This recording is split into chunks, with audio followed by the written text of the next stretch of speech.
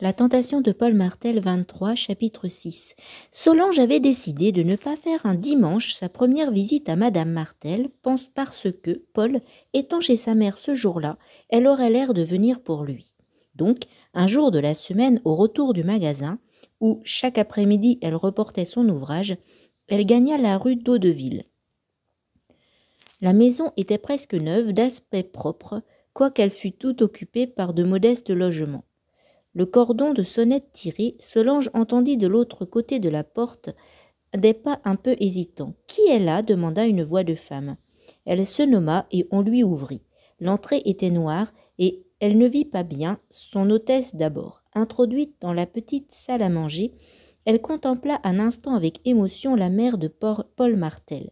De grosses lunettes bleues dérobaient le regard mort maintenant de ceux qui l'eût trahi de l'âme. Mais le sourire restait bon. Solange pressa les mains qui lui étaient tendues et dit « J'espère, madame, ne pas être indiscrète. Monsieur Martel m'a assuré que ma visite vous distrairait, et passant tout près, je suis montée.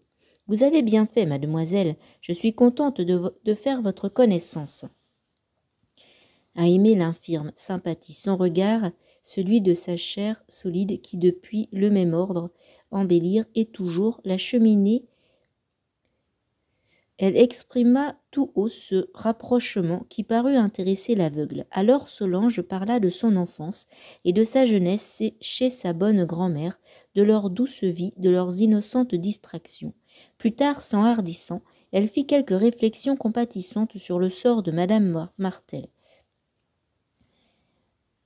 De Paul, touché, s'écria « Oui, reconnut-elle, bien assombrie par mon infirmité.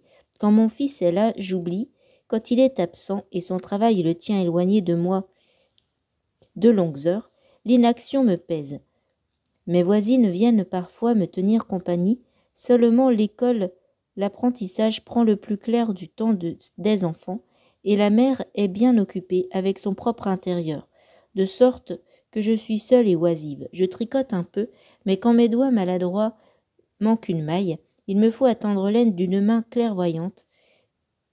Dieu me reste, heureusement, je puis toujours prier. Et puis, il y a mon fils. » D'avoir nommé son fils, le sourire renaissait sur les lèvres flétries. « Comme c'est triste, » murmura Solange. « Oui, et je n'ai pas connu que cette épreuve. » Elle soupira. « Dieu m'avait donné un excellent mari. 9 années après notre mariage, il fit une chute d'un échafaudage et me fut rapporté mourant. Je vous souhaite, ma petite, de ne jamais vivre une heure pareille. J'attendais un enfant, la secousse m'avait trop éprouvée, l'enfant ne vécut pas. Précédemment, j'avais perdu 2 petits garçons, tous 2 au même âge. Du même terrible mal, le croup. Mon aîné seul me restait, mon Paul.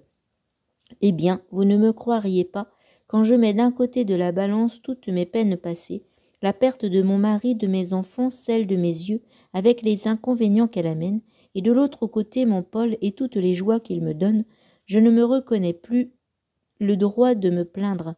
Voyez-vous, tant que le bon Dieu me laissera mon fils, on pourra me compter parmi les heureux. » Solange buvait ces paroles en même temps qu'elle cherchait à cacher son trouble aux 2 verres bleus dirigés vers elle comme s'ils eussent été des témoins curieux.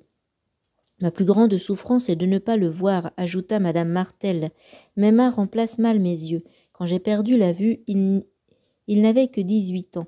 C'était un beau grand garçon avec un visage brun, intelligent. Chaque fois que je pense à mon fils, c'est cette ancienne image que je me représente.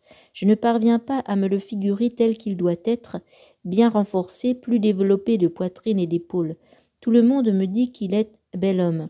C'est peut-être pour flatter ma vanité de maman qui ne peut contrôler ses témoignages.